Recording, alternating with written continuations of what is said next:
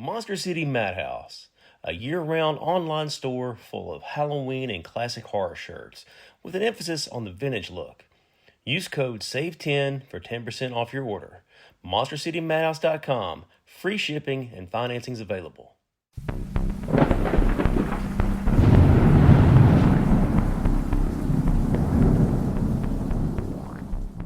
Welcome back to Southern Ghost Stories. I am the American historian, Alan Searcy.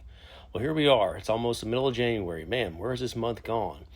All right. Hey, I've been telling you guys, make sure you're sending me questions on Facebook, Instagram. You can find Southern Ghost Stories on both social networks. You can find me, Alan Searcy. I'm on all of them too. TikTok. Just joined that. Finally joined the 21st century. But hey, listen, send me questions. I got one from Miss Wanda Mitchell. She sent me a message saying she'd recently been to the Pirate's House in Savannah, and the server told her the restaurant was haunted, and she wanted to know if I had any stories about the Pirate House. Well, actually, I do. I have a Savannah book, Southern Ghost Stories. Savannah came out, I guess it was last spring, and I wrote extensively about the Pirate House. I think there's an account of a server telling me the same thing, like they've seen people, figures walking around. But to me, I think the coolest part of the Pirate House is not necessarily a ghost story. If you know the history of the building, it's, I think, the oldest building in Savannah. It was the old herb house for like their community where they grew their crops. Yeah, super old building, but there's some tunnels that they say runs underneath the Pirate House. And according to legend, supposedly when the building was a tavern back, I guess, in like the 1800s, supposedly pirates would come in there and they would just grab the patrons when they got really drunk. They throw them down that tunnel or take them down in the tunnel and then just march them out to the river and then take them out to sea. And they were shanghaied. So, there's no real documentation on that, but there are stories going all around Savannah. And if you take one of the ghost tours down there, they'll probably tell you the same thing. But, all kinds of weird, wild stories at the Pirate House. Also, in addition to the ghost stories, last time I was there, they had great coconut shrimp. So if you know anything about Savannah, it's right there by the ocean. It's one time was, I think, the third biggest port in the country. But the seafood there is phenomenal. It's a great restaurant, a lot of fun. You can take your kids there. They have, the pirate theme, and they have a little gift shop. But yeah, ghost stories, great food, family friendly. Yeah, definitely go to the Pirate's House next time you're in Savannah. So with all that said, I don't want to forget to mention our big book giveaway. All you got to do is subscribe to the show, Spotify, Apple Podcasts, wherever you listen to the show. Subscribe, leave a review, and then send a screenshot of the reviews to Southern Ghost Stories on Facebook or Instagram, and I'll put you into a drawing to win one of my books. I'll draw the winner early February. You might win Below the Trestle, Hexed, Southern Ghost Stories New Orleans, Ghost Stories Graveyard Tales Chicago. I had someone message me this morning saying they wanted Fear and Folklore American Witches. So, hey, if you win, if you're one of the 5 people who win, you get to pick your book. So, I think I got 40 titles to choose from. So, something there for everybody. Just please make sure you're liking the show, subscribing, leaving reviews. Really helps us get the word out and kind of helps us with the algorithms and all that, and Spotify and Apple. So, let's get the show started. I wanted to kind of, I mentioned, I did a show in North Carolina last week, and I really wanted to kind of dig back in because I had so many really wild stories about North Carolina. I think last week I did witches and just some ghost stories. So I wanted to kind of mix in some ghost stories, but I want to touch on some of the true crime tales from the Tar Heel State that I found. So it's going to be a lot of fun. Y'all ready? So it's 11 o'clock p.m. on November 20th, 1901. A raw, damp wind's blowing off the Pasquotank River in Elizabeth City, North Carolina. At the end of Riverside Avenue sits a house known as Seven Pines, and inside the air is tense. 19-year-old Nell Cropsey is standing in the parlor with her boyfriend, Jim Wilcox. Her sister Ollie is sitting nearby, trying to ignore the whispers of their argument. Jim is the son of a former sheriff. He's local royalty. Well, Nell is just the daughter of a New York farmer who moved his family south to start over. Jim stands up. He looks at Nell and says, "Come out on the porch. I want to say one last word to you." Well, Nell, she gets up and she follows him. She isn't wearing a coat. She isn't wearing any shoes, just thin indoor slippers. The door clicks shut. 10 minutes pass. The back door of the house opens and closes. Jim walks back into the parlor alone. He reaches for his hat. His face is just a mask of cold indifference. Ollie asks him, "Where's Nell?" Jim doesn't look at her. He simply says, "She's out of here." And he leaves and walks out into the night. When Ollie opens the front door, the porch is empty. The yard is silent. Nell Cropsey has vanished into the salt air. And this is not just a ghost story. This is a forensic puzzle that destroyed two families and left a permanent stain on the history of the Carolina coast. For 37 days, Elizabeth City became a fever dream of lynch mobs and bloodhounds. The search was exhaustive. The governor of North Carolina sent specialized trackers. The Pasquotank River was dragged with hooks day after day. Drivers went down into the freezing, cold water, but they found nothing.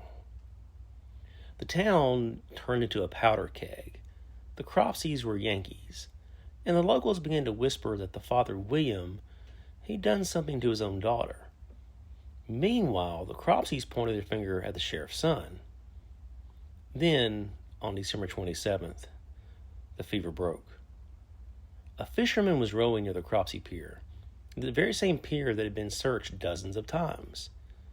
He looked down through the surface of the water, and he saw the hem of a white dress. Nell had come home. But the discovery only created more questions. When they pulled Nell from the river, they expected to find a girl who had drowned. Instead, they found a crime scene. The autopsy revealed a massive, recessed contusion on her left temple. It was a kind of wound caused by a heavy, blunt object, like the blackjack club Jim Wilcox was known to carry in his pocket. But the most chilling detail came from the lungs. There was no water in them. The medical conclusion was immediate. Nell Cropsey, she didn't drown. She was dead before her body touched the water.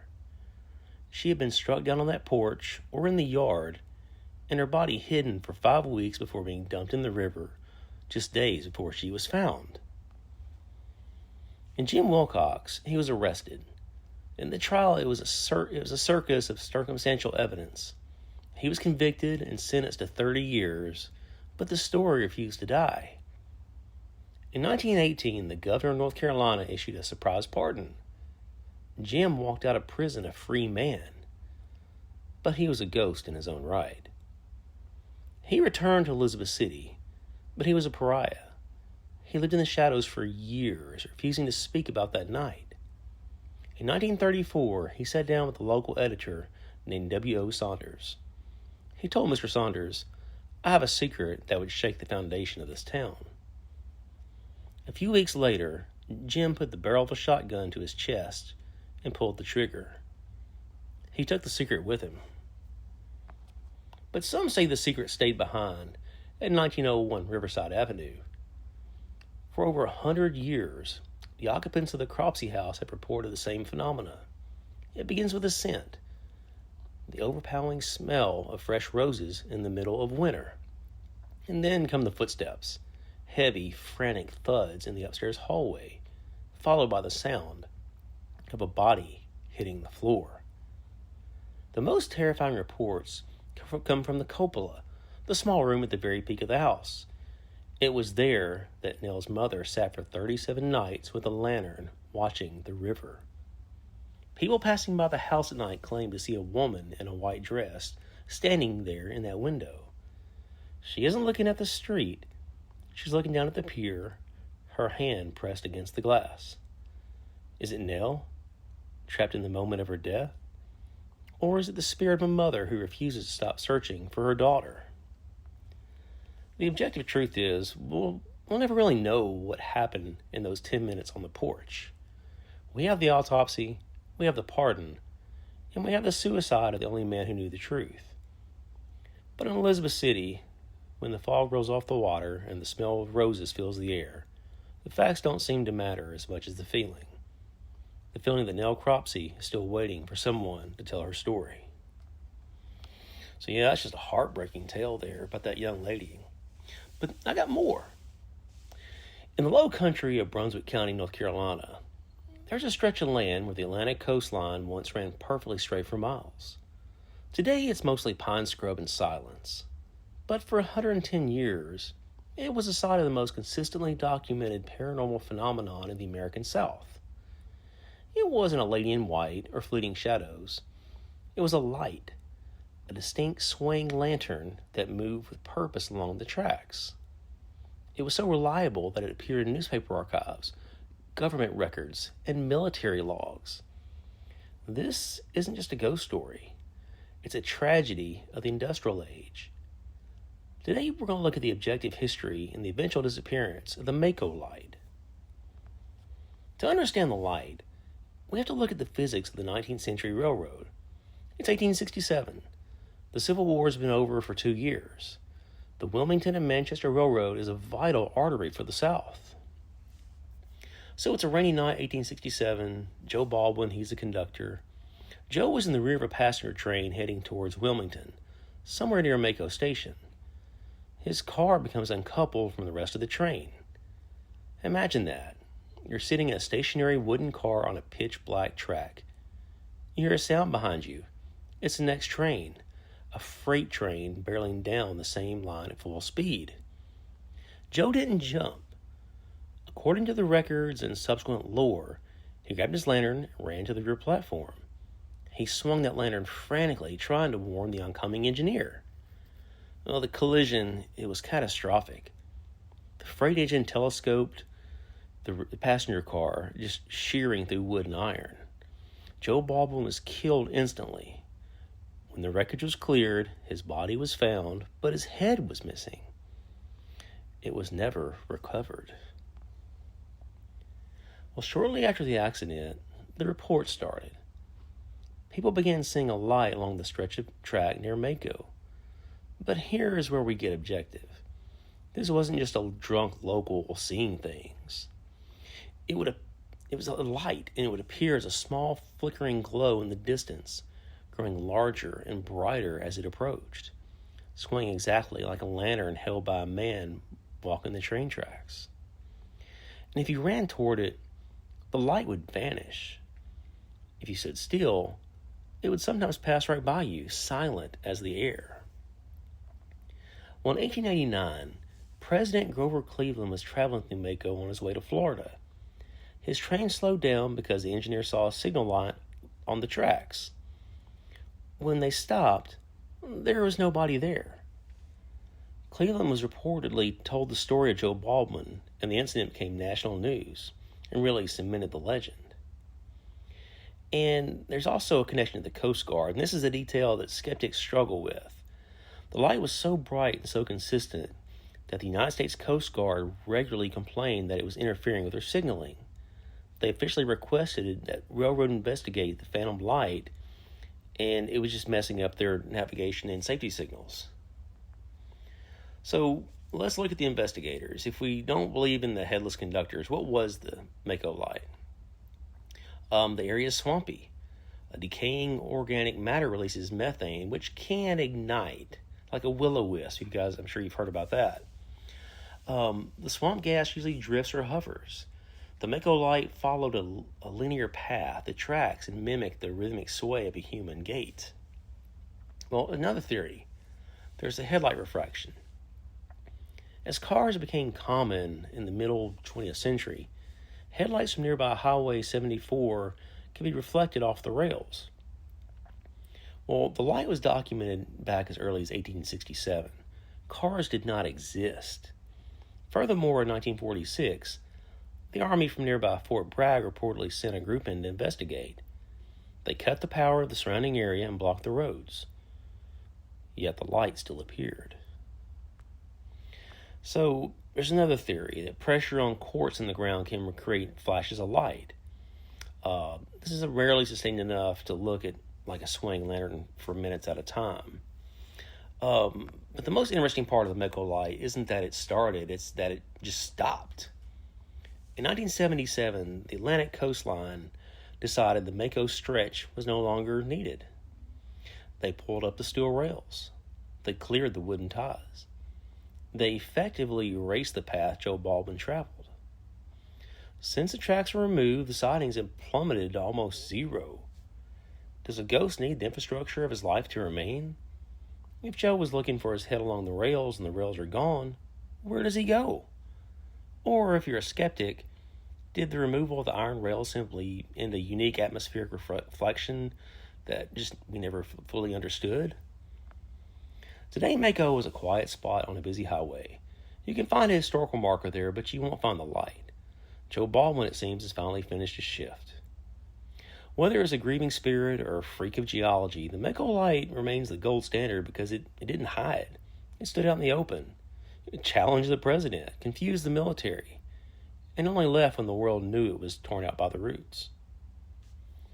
So, yeah, that's just a wild story. And you hear stories about lights on the tracks. I know in Tennessee we have one too. So I got some more weird North Carolina folklore for you.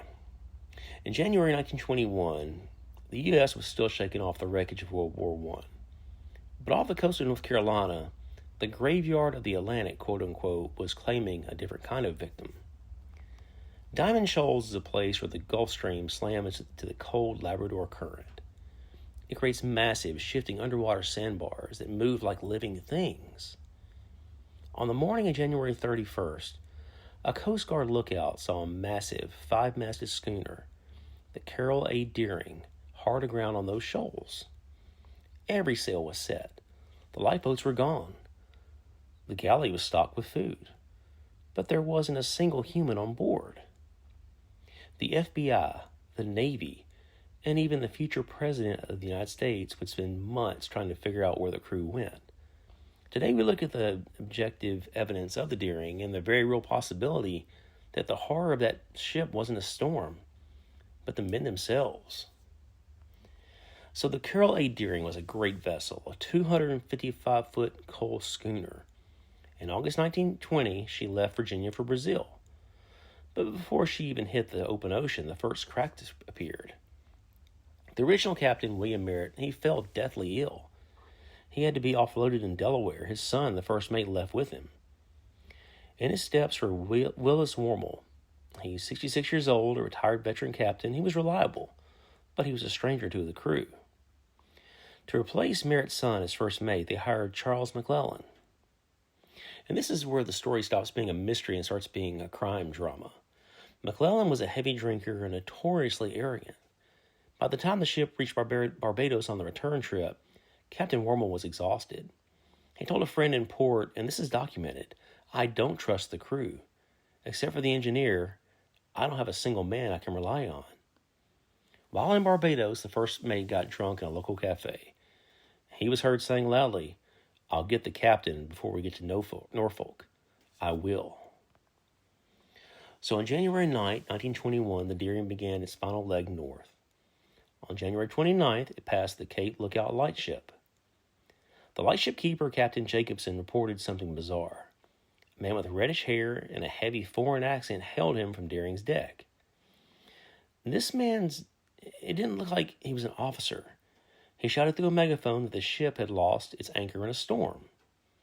And here's a red flag. Captain Wormel was not the one talking. On a ship of that era, the captain or first mate always handled communications with the lightship. Furthermore, the crew was seen milling around on the quarterdeck, the area of the ship strictly reserved for officers. To Captain Jacobson, it didn't look like the ship was in distress. It looked like a ship under new, unofficial management. So 2 days later, the Deering is found. It's stuck on the Diamond Shoals, just miles from its destination. The Coast Guard couldn't get on the ship for 4 days because of a massive storm. When they finally stepped onto the deck, here's what they found.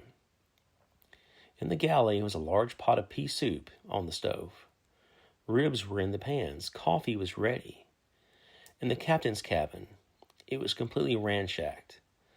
His navigation equipment, the sextant and chronometer, gone. His logbook, missing. The lifeboats, the falls, the ropes used to lower them, they were cut, not untied. This suggests a panicked or maybe a hurried exit. The only survivor on the ship was a six-toed cat wandering the deck alone. This wasn't a shipwreck caused by nature. The ship was in perfect working order when it hit the sand. If the crew had stayed on board, they'd have been perfectly safe. Instead, they took the lifeboats into a 90-mile-per-hour gale. And that's a suicide mission, unless you're more afraid of what's on the ship than what's on the water. The government took this incredibly seriously. Herbert Hoover, the Secretary of Commerce, was under pressure to find out if Bolshevik pirates were raiding American ships. The investigation eventually went cold, but if you look at the evidence objectively, the piracy theory falls apart. No other ship was seen. There was no battle. The most likely reality? A mutiny. McClellan followed through on his threat. He and the crew luckily overthrew Captain Wormel somewhere near Cape Lookout. But these men weren't navigators. They lost their anchors. They hit the shoals. Knowing that a Coast Guard inspection would lead to the gallows for mutiny, they took their chances in the lifeboats. Not a single body was ever recovered. No piece of a lifeboat ever washed up. In 1921, the Deering was dynamited by the government to clear the shipping lane. Today, if you walk the beaches of Hatteras after a storm, you might see a piece of dark old oak sticking out of the sand. They say it's the ribs of the Deering, a ship that made it home, even if its crew didn't. So hey, hope you guys enjoyed today's show, and please make sure you guys are following us on Amazon and on iTunes, Podcasts, Apple Podcasts, Spotify. Leave those reviews. Send me the screenshots on Facebook, on Southern Ghost Stories Instagram. I'll be doing a giveaway here in a few weeks. I always love giving out books to all my friends and supporters out there. So be sure to check back next week for some more eerie tales. Check out the exclusive shirts from Monster City Madhouse, Gravestone, Rocktober, and Val Halloween. All that and much more at monstercitymadhouse.com.